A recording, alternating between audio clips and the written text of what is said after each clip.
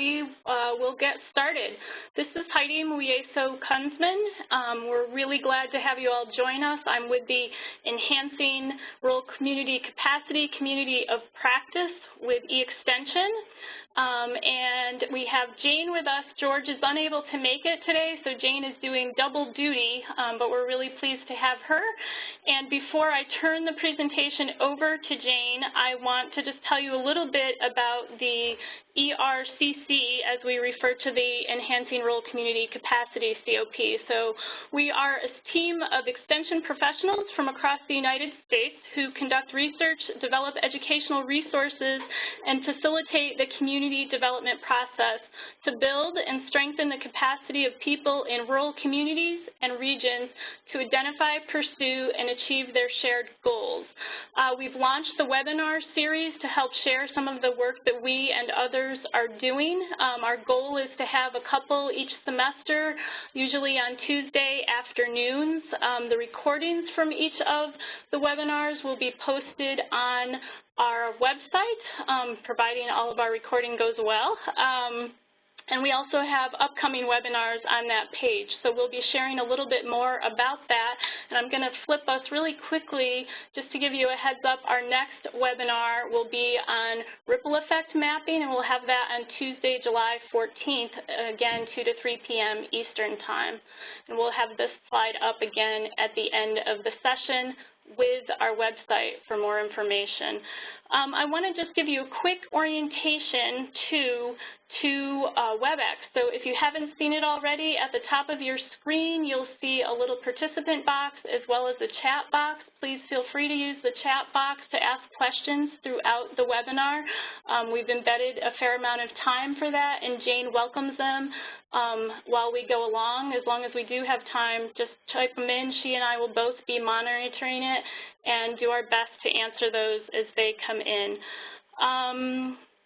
I think that's it. Oh, one other important thing is that when the presentation is over and you leave or we end the session, you will be referred to our evaluation. It is 3 short questions, and we hope you'll take the time to answer that. At the end of the evaluation, we share additional links related to public value, and we'll send those to you as soon as that evaluation is completed. So with that, Jane, I'm going to turn it over to you, and we can get started. Okay, thanks a whole lot. What I need is help from people who are listening, because I'm talking with you from Maine, and so Heidi, thanks for all of the help you've given me this morning. This morning, without warning, our campus went black, and we had no electricity. It's followed quickly by no internet. So I am now sitting in my living room doing this, as many of us sometimes do, but I'm also having to jury-rig together a system. So I'm using a phone that does not have a headset, so I'm hoping that you all will be able to hear me, and if not, I will switch phones so that you all can help me out with that. So it's not snowing here. Don't know what it is that made the electricity go out. George Morse is, as many of you know, a professor emeritus from Minnesota using the whole platform of applied economics. And he is the co-author of this webinar and my partner in the program. And I will share with you what he and I have done. And in addition to being retired from Minnesota, he's now a faculty associate at the University of Maine and is doing a ton of work with NERCRD. So I have the ultimate good fortune of living in the state where George retired and can benefit from his expertise.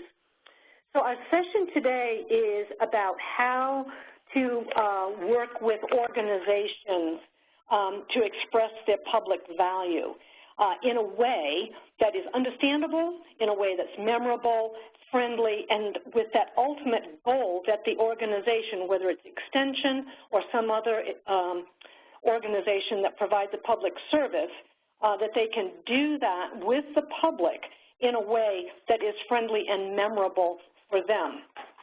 So in order to do that, I'm going to start with a story about Kurt. The story started with Kurt last fall. He's a bright, energetic 8-year-old. He's in the 3rd grade and lives in a coastal Maine town that has one of the best school systems in the state. Kurt's parents are well-educated professionals, and they're strong believers in education, and they also envision Kurt doing great things. But the problem is, Kurt doesn't like to read, especially out loud and in front of others.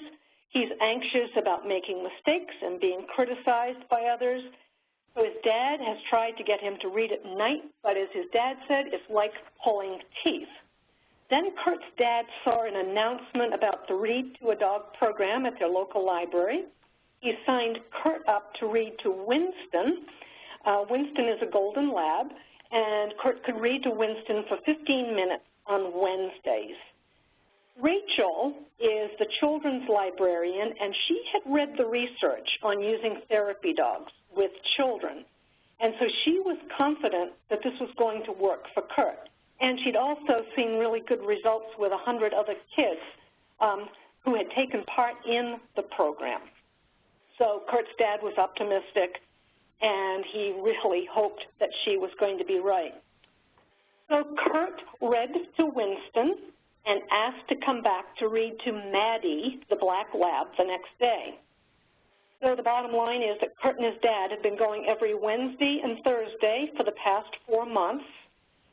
And while Kurt is reading to the dogs, his dad, Kurt's dad, has to go to another part of the library. So the only people, so to speak, the only person that hears Kurt read is the dog's master, and then the dog is there at the same time. So Kurt's dad, after that 4 to 5 months, told the librarian that Kurt's attitude about reading has changed completely. His dad thought that Kurt would only want to read to the dogs, but he's reading to his parents every night. He also asked to go to the library, and he asked to go to a bookstore. His dad says, and again, this is according to his dad, that Kurt's ability to read has increased 200 to 300%. And Rachel chimes in talking about this and says that there are research articles that confirm that when kids read to dogs, they really do become better readers. So the story behind this is that Kurt is not alone, because if Kurt can read to the dogs, it really benefits all of us. Rachel, as I said before, said that 100 kids in the last 2 years had participated in the program. And George, who lives in the town that Kurt lives in, said that his grandchildren live in other states, but he feels that they benefit indirectly both in the short and the long run.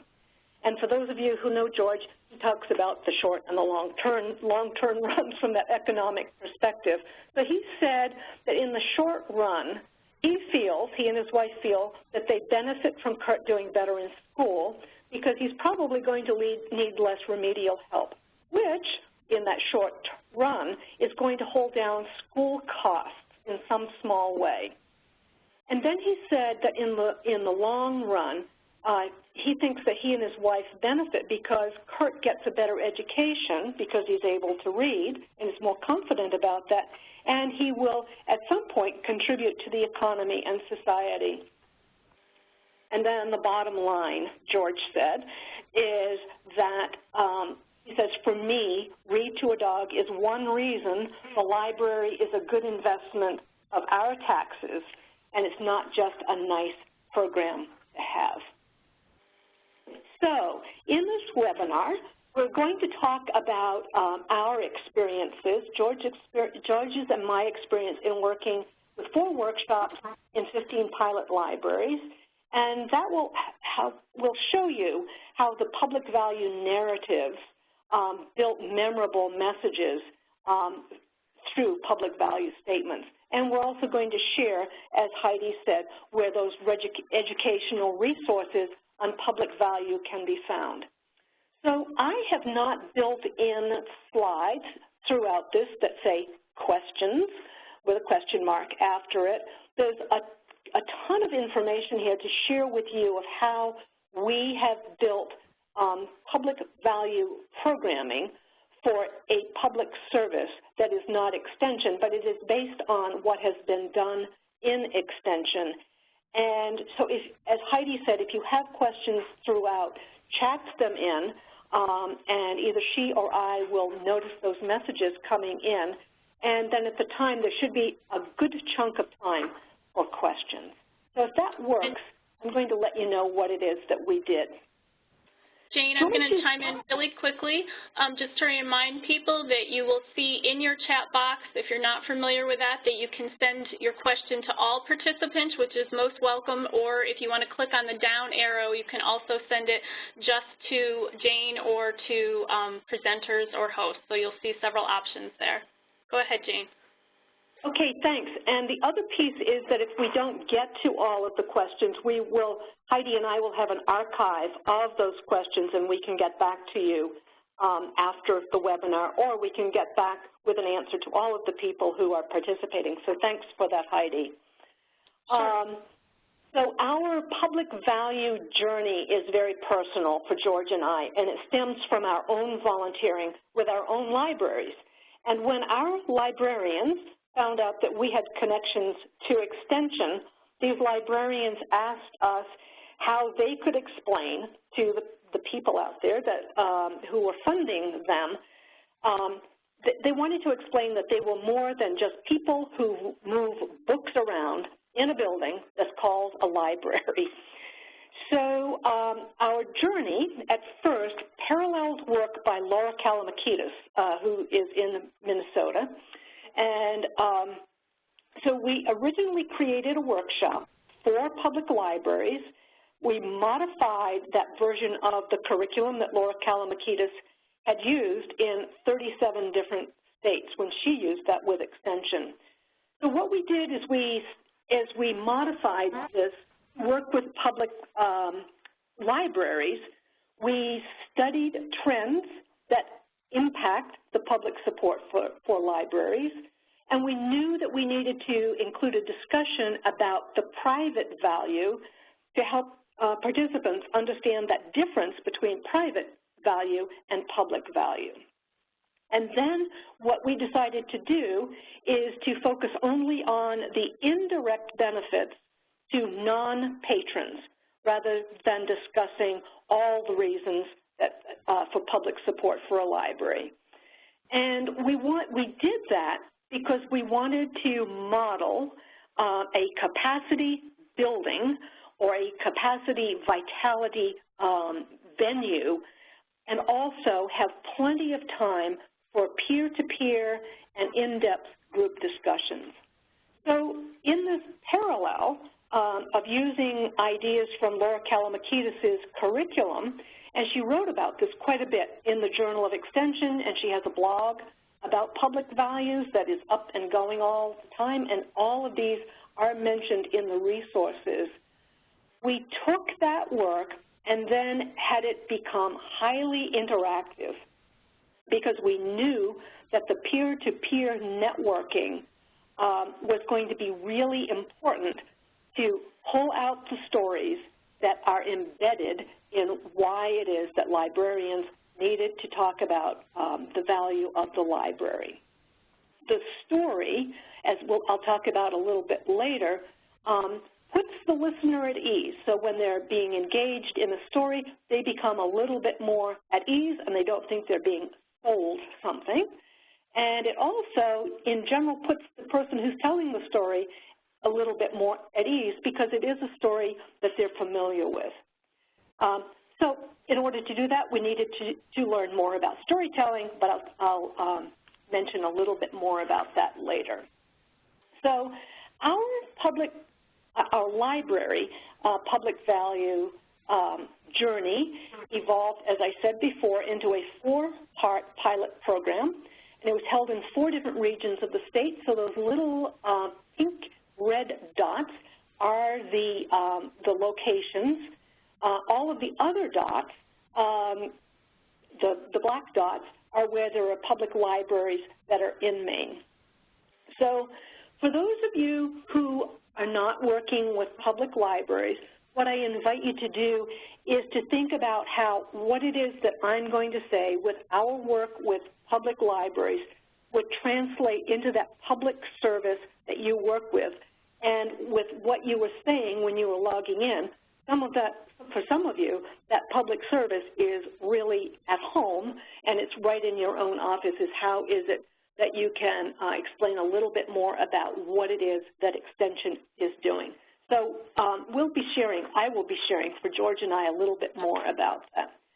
So as we held these 4 pilot programs, I'm just going to give you some background information.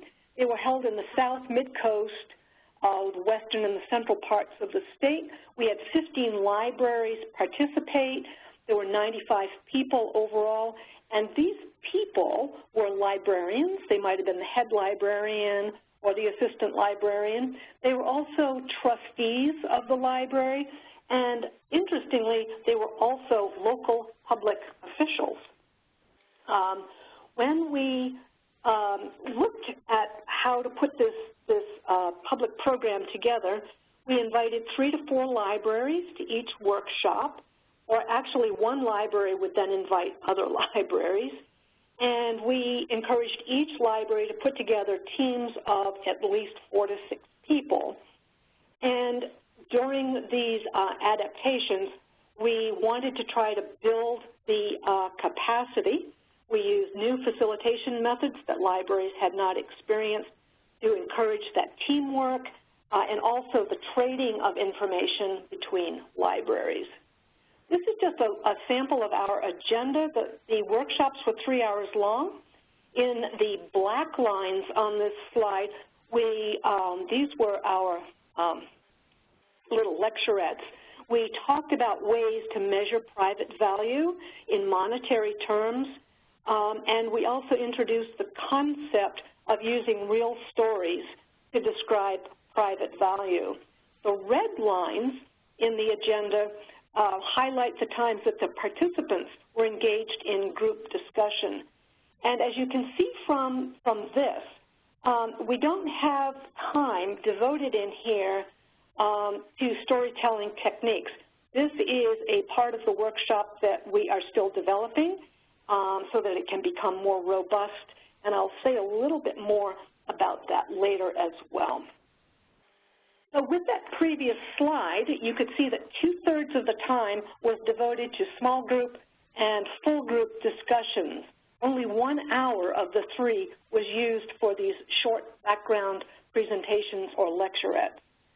And so we seated libraries at separate tables so that, for instance, all the librarians from Farmington were together, or all of the, all the people from Farmington might have been together, or all the people from Camden were together, so that they could really dig in and think about what were their unique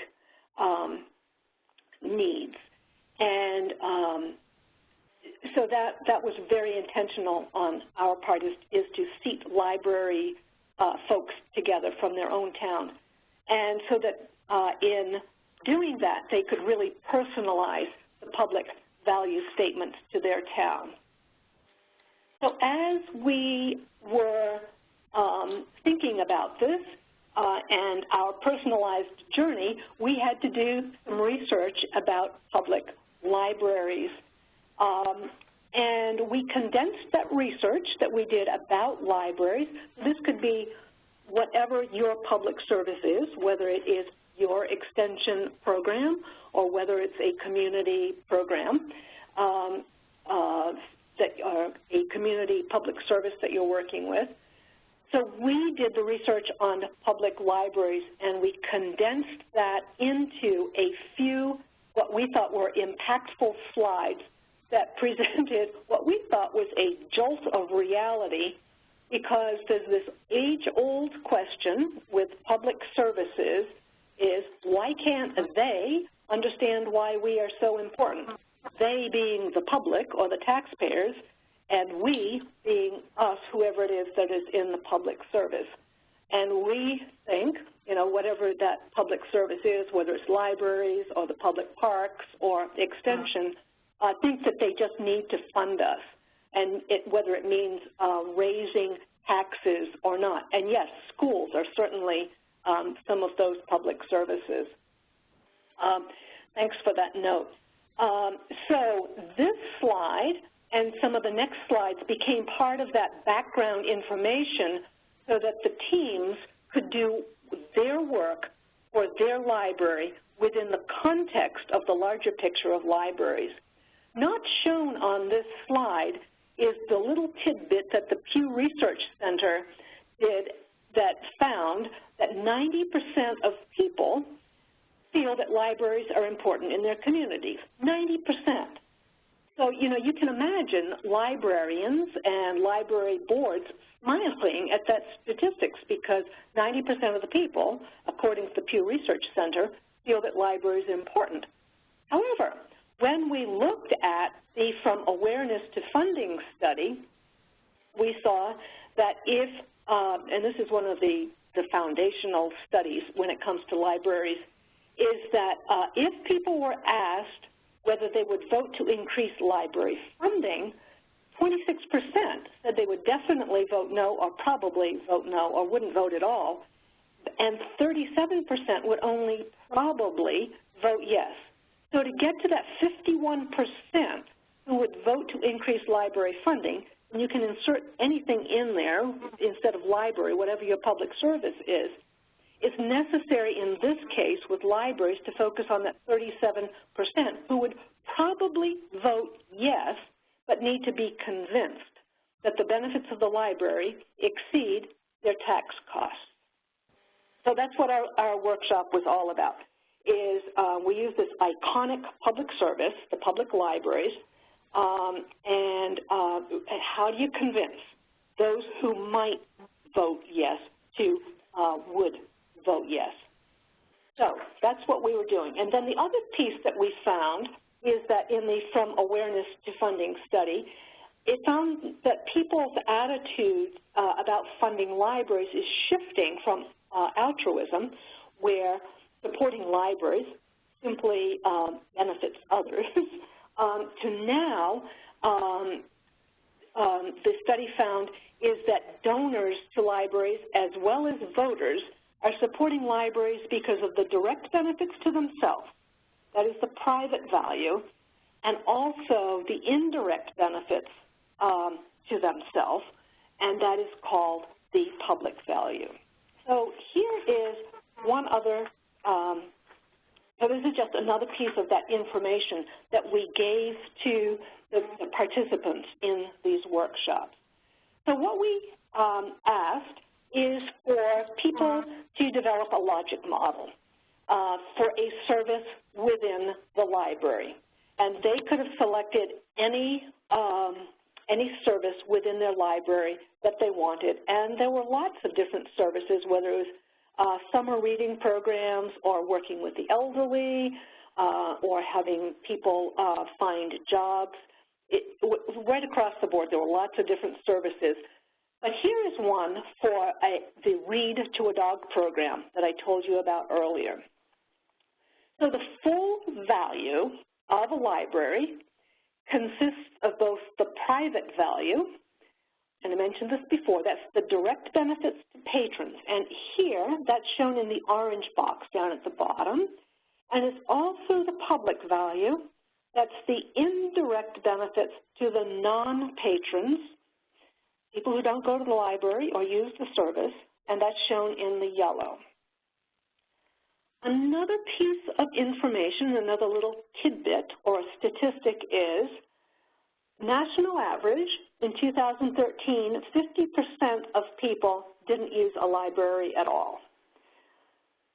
So we have 50% of the public who are non-patrons of the library. However, with this particular logic model, non-patrons does not mean the 50% of people who don't use a library. The non-patrons are all of those who do not use the Read to a Dog service or program. So for example, let's use me. You saw my photo on the very first slide. So you know that I probably don't have kids because I have this white hair. So I am a library user, however, and there is a national library calculator that I went in and used, and I figured out that last year I used about $1,500 worth of library services between borrowing books on tape, borrowing books, going to library programs, and so on. But I did not use the Read to a Dog program. I have 2 kids. They don't live in my town. Their kids are just babies, and one of them doesn't even live in this country. She lives in the UK. So even though I am a weekly patron, library patron, I am a non-patron for this particular service. So the logic model is really important because without it, many people focus only on the benefits to the patrons and forget the non-patrons.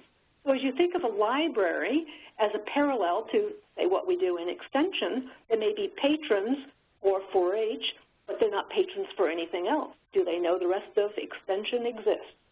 It's just one of those questions. So again, this yellow box is the public value, and it's essential for building this public value statement. So we're going to be building on this. A major goal in our workshops, our early workshops, were to help library teams develop very short public value statements. So the public value statement connects the public value, those are those indirect benefits to everyone, even the non-patrons, to the private value, and that's the direct benefit. In this example that we used with the Read to the Dog, is connecting the benefits of this early reader, that's the private benefit to Kurt and their parents, to the public value of having someone who reads better in society. These statements, public value statements, are really short, and they're specific to one service. So in this, the blue is the private value or the direct benefits, and the red is the public value benefits. So these are some sample public value statements that were created in our workshops, and I'll just read one of them so that you can actually see how someone might use it. When the person might say, did you know that our library helped 80 people apply for new jobs in the past month? And we helped some of these people develop new resumes, while others used the library computers to complete online job applications because they didn't have computers of their own. Not only does this service help them, but indirectly, I think it's going to benefit all of us because if they're employed, they're going to contribute more to the local tax base, and they might even use fewer services. So that's just roughly how that might go. The other one talks about the library as being a public living room, whether it's for new retirees that are from away and that it welcomes everyone. And then also there's one in here about the summer reading program. So, of course, at the end of the workshops, being Extension folks, we collected end of the workshop feedbacks. It was really positive. You can see that here. People liked not only the content, but they also liked the structure, that interactivity, and the process that went with that.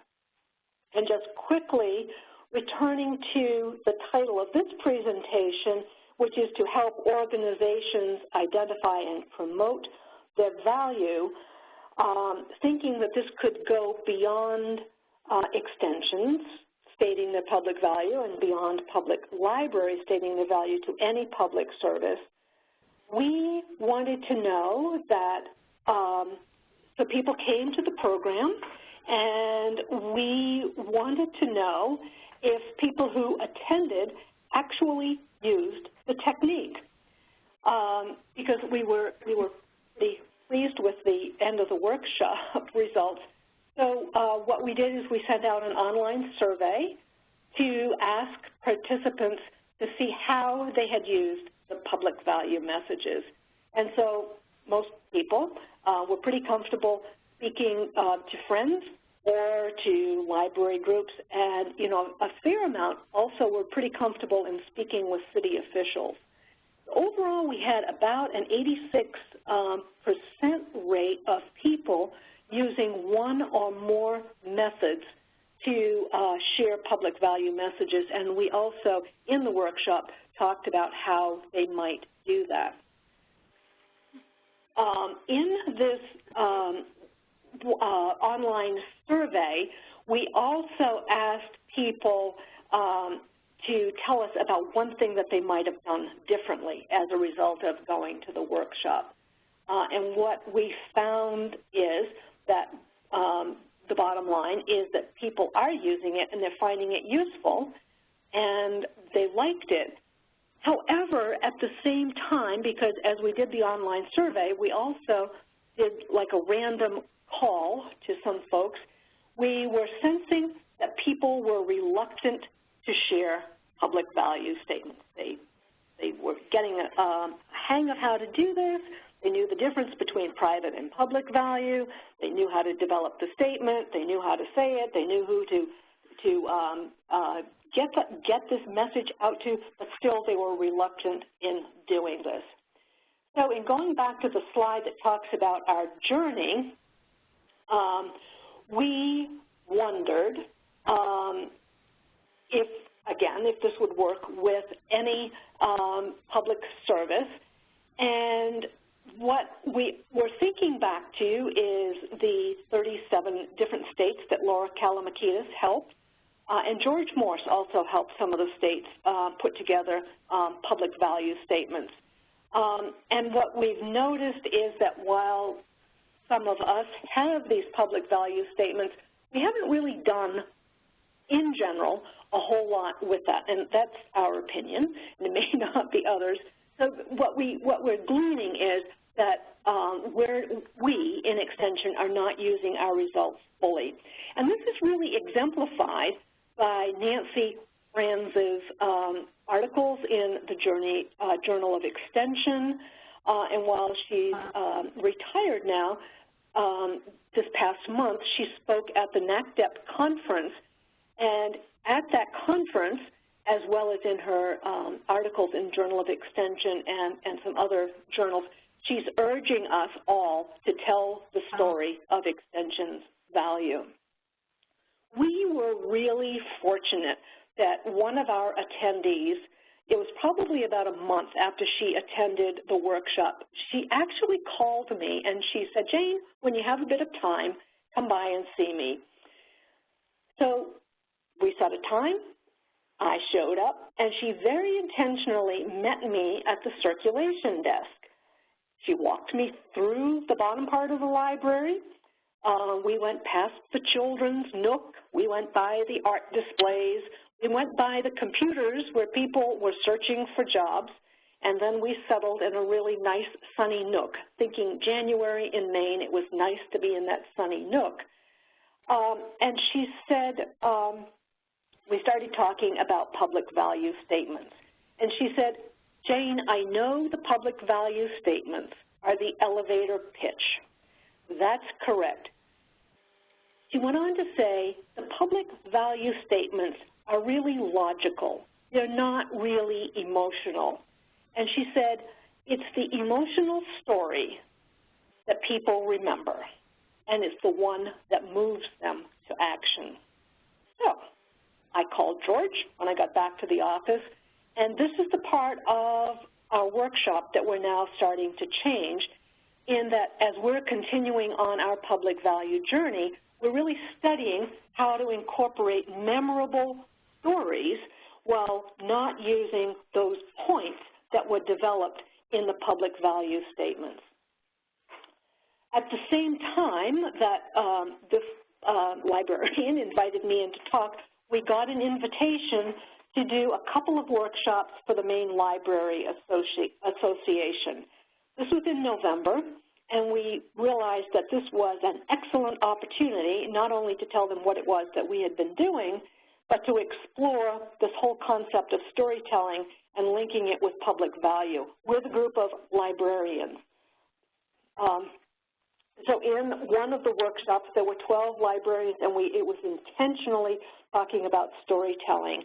And we opened it up by inviting everyone to share a success story about their library. Does that sound familiar to us? In extension, share our success stories. So of the 12, about half of them told really great stories that could be turned around into public value statements and then later on into public value narratives. The other half didn't tell outstanding stories. And so what happened was, this was that tipping point that George and I had already reached, and the librarians who were there were riveted by the fact and became curious and motivated and eager to learn how to develop stories that would demonstrate their library's public value. So in my story about Kurt reading to Winston the dog, I tried to incorporate these 4 community-friendly tools that will help the regular citizenry and the officials understand the benefits or value of their local library to both the patrons and the non-patrons for this one service, which is the Read to the Dog program. First, I reported, or I told you, it was an anecdote or a little story about Kurt reading to a dog. And this is really important because unless that program helps make the patron or the participant's life better in some tangible way, there's absolutely no value to the non-patron. It has to make a difference to the participant. Second, there's the statistics. I mentioned that 100 kids had participated because if there's just a handful, 1 or 2, there's not much public value. There's the research. Lots of programs sound great in theory, but they don't really deliver in important ways that create value for non-patrons of this library service. If this had been just fun for Kurt, but didn't improve his reading or his willingness to read, it would have had no benefit to me and the others who don't use the service. And last is that public value statement. I tried to show how the Read to the Dog really benefited not only Kurt and his family directly, but also benefited others who had no connection to Kurt. Because it's people like me, I am that primary connection to Kurt through me being a taxpayer.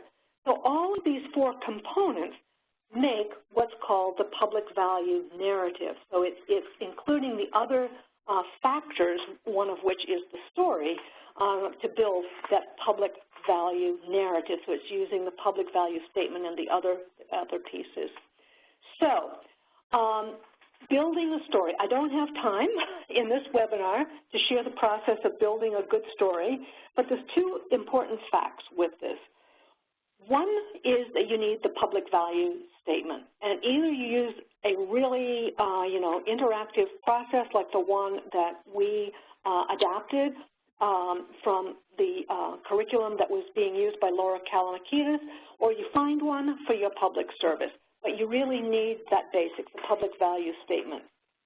And then you work through another 4-part process to develop the story.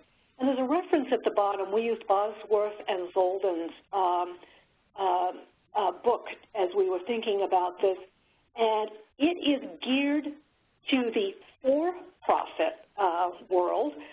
But what we realized is that George and I both agree that it can be used to sell, quote unquote, a public service by sharing stories that provide that emotional connection. So this is the process we used and that I opened with Kurt's story. And the story is reduced, if we reduce it to its core, is that Kurt lives in a lovely little Maine town, has a great school, has professional parents, We have high aspirations for him. That's the setting. The complication is that Kurt hates to read. His dad frets, and then his dad finds a library program. Turning point, Kurt likes to read to dogs. He asks to read more to dogs, and then he asks to go to the library and the bookstore. The resolution is that Kurt now reads. He even reads out loud to his parents at home. That's the private value, and that hopefully that's going to lead to a public value, which is what is embedded in that public value statement that I had talked about before. So I'm seeing that there's things come in through the chat, and I'm wondering if, Heidi, what do you think? Do you think I should stop, or do you think I should go on for a little bit more here? We can pause for just a minute if you want. Do folks have questions? We've had some good comments.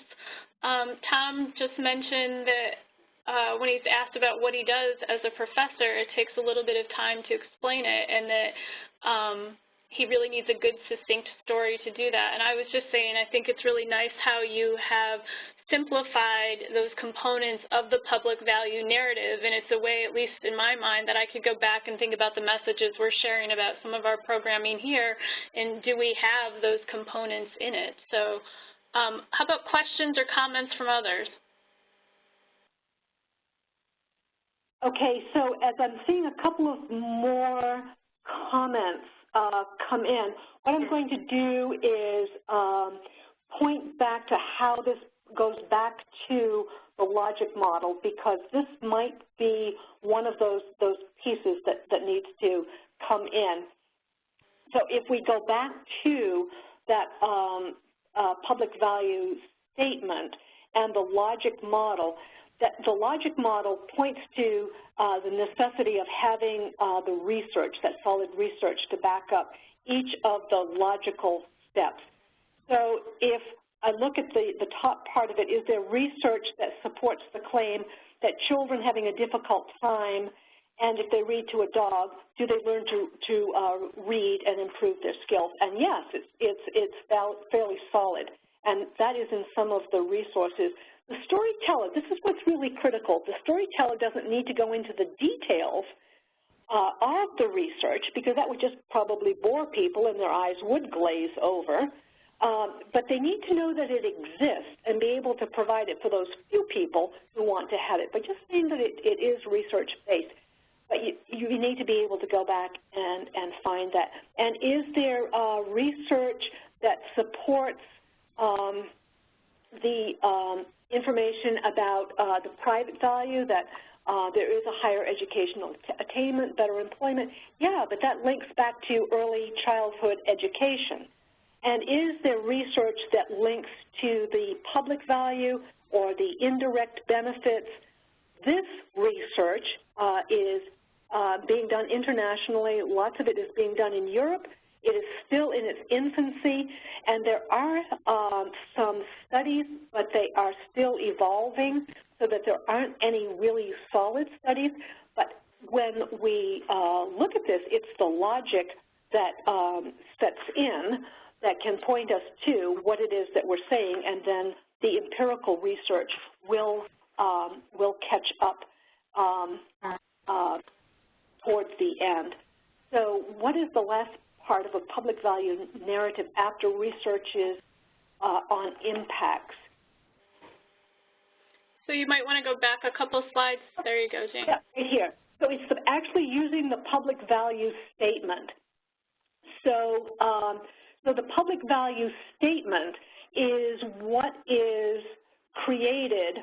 This, so I'm using my pointer, which of course you're probably not seeing, but this is the part of the public value statement, and that was one of the slides that was really very early on that, let's see, I'm seeing if I can go back here. So, so this is one for a preschool program, but it also could be recrafted for the Read to a Dog program, because it's pretty similar in how that goes. So that is a great question. So Okay, so let me just do a tiny little bit of a wrap-up here, and then we can open this up for more questions. So this is in how to help other organizations, again, other than Extension and libraries. So we've been encouraged by the Maine State Library to find ways to reach more libraries. And it's a daunting task because we're a big state, and I know that as Oklahoma's on here, they're saying, ha, Maine is not big, but we feel that it's big. One of the glitches is that I am the only person that works in community development, so to speak, in the state. But the compounding problem is that the library trustees and the public officials tend to talk to one another, and they're also on other boards. So they are asking about how this can reach out to other public services. So what we thought was that if the Maine State Library wants this to reach other libraries, we would offer some options for reaching more libraries. Again, back at this Maine Library Association conference, in another workshop, plus one on storytelling, we thought, you know, we could present this information in a variety of different ways after we told them what the pilot information was, and we suggested 4 options. We estimated how many libraries could participate, what the fee would be. Again, these were just estimates. And all of the libraries across the board said none of these would work for them. They wanted to have a robust website. So, going back to this, we started creating a website. This is the beginning of what it looks like, and again, at the end in the resources, we've provided a link to it, and this is just a little snapshot of a page. This is not interactive right now, but it is about public value and how Extension can help organizations understand public value, a little bit more of the who, what, why, and so on, and then it goes into that robust place for libraries to be able to do that. Which again brings me back to the strategies for stating public value education for any public service. Really, when you're doing a training session, it's really good to focus on only one service, whether it's libraries, public parks, schools, you know, whatever that is, because there is that piece of research that needs to be brought into the training so that whoever is there can have that background in what it is that they need to then bounce and start to create public value statements. We're still working to developing a full program for libraries, but what we're doing is we're convinced that we need to include the libraries in this partnership of whatever it is that we're developing. When we had the website, we put it out for peer review with libraries in Maine. What they told us, what exists now does not even resemble what we started with. We also use libraries in other states. So what we're doing now is rolling out this beginning website, which is back here, to the libraries, the 15 libraries that participated. This actually is a live site, but we're letting all of the participants know that it exists so that they can start using it. In addition to focusing on one service, we realized that meeting with state leaders early on and inviting them to attend, so it was the state library leaders in the different districts, it really helped having them on board. Having small teams from a library or that particular service really helped out because they could focus on a niche. And then also developing an action plan, because great, they can come to a workshop, but if they don't have an action plan of how they're going to implement this, they would be less likely to do this than even before. If you can do pilots, as you all know, it helps build your credibility. And what was great in my case was that I had that luxury of having a person steeped in economics, that would be George, and he could join me as I was steeped in process because it really helped and enhanced the experience for everyone. And so then the other piece is adding the stories and the statistics to this public value message so that you can have an ease in that. So we're still a work in progress. Kalamakitas' work was groundbreaking for extension. Nancy Franz is picking it up and encouraging us to tell our story. And what we have found by taking this out into the community with a community public service, the iconic public service, the public library, is that they are saying, the librarians across the board are saying it needs to be a community-friendly tool so that we can understand how to do this and so that people will understand what it is that we're saying in a memorable way, and we're also doing that in partnership with the libraries. We realize that this is not one-size-fits-all for this public value statement work, because the stories, these memorable stories, are all unique, and so that the stories need to be built for each niche within that public service. One of the things that has happened is that the Maine State Library has taken the public value statements that have been developed by libraries across the state, and they have put them on their web page. So as I was thinking about this, I was thinking that, you know, there might be words or phrases that stand out from what it is that I have said, or how do you feel about helping organizations or even yourself about developing public value statements and further refining the statements into that narrative that includes the statistics and the stories, and again in a way that's friendly, conversational, and memorable to the person who's listening, and how is it that you struggle.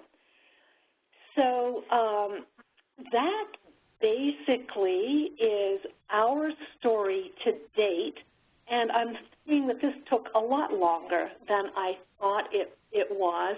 And what I'm seeing is that there are lots of questions coming in from folks about how extension can state its public value.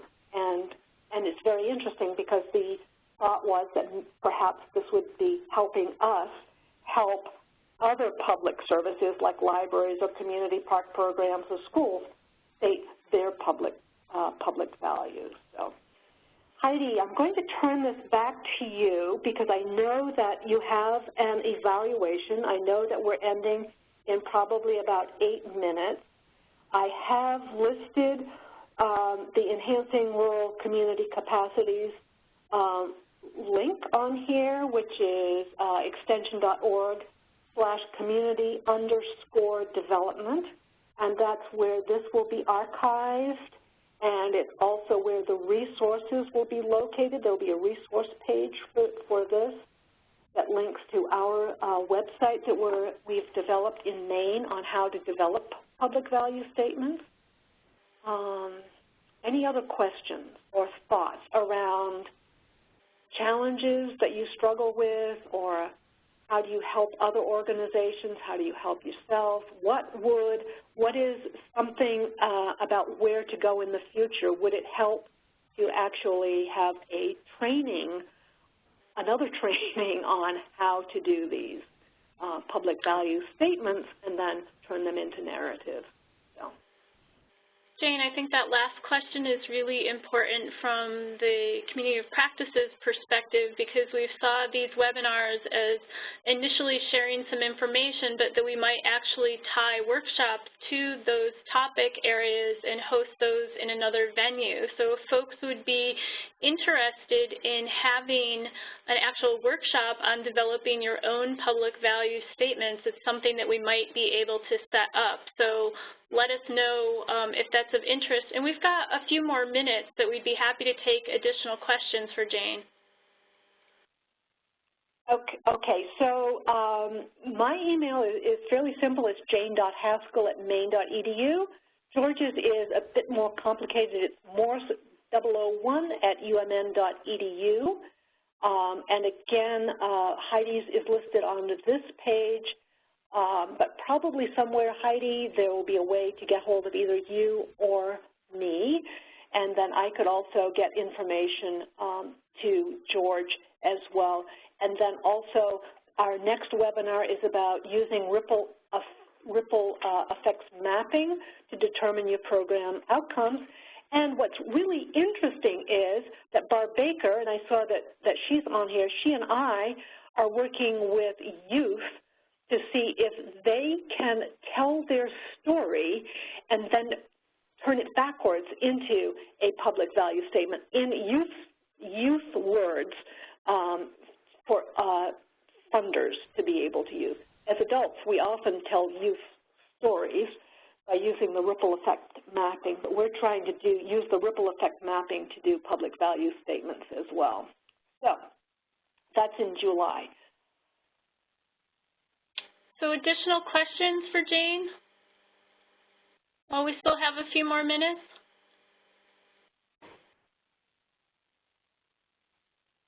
And thanks, Ellen, for pointing out. Process evaluation? So when I close this out, folks will be automatically sent to the evaluation, or if they sign off, they should be automatically sent to it. So we have a destination URL that'll send you to that. And it will take about 30 seconds to complete, and then after they complete that, they will get the resources. Is that correct?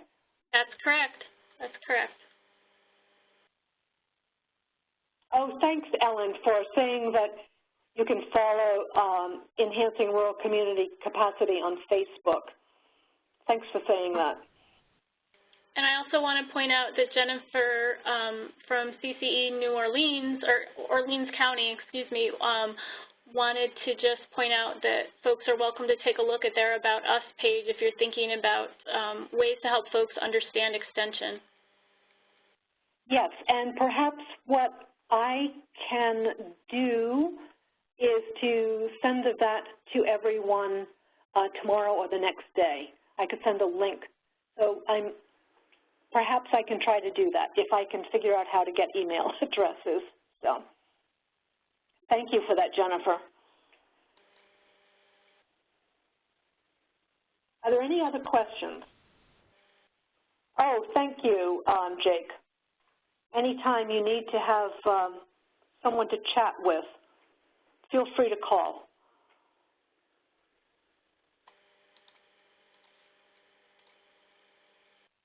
Okay. All right, then. If there are no other questions, I'll close this out in just 1 second.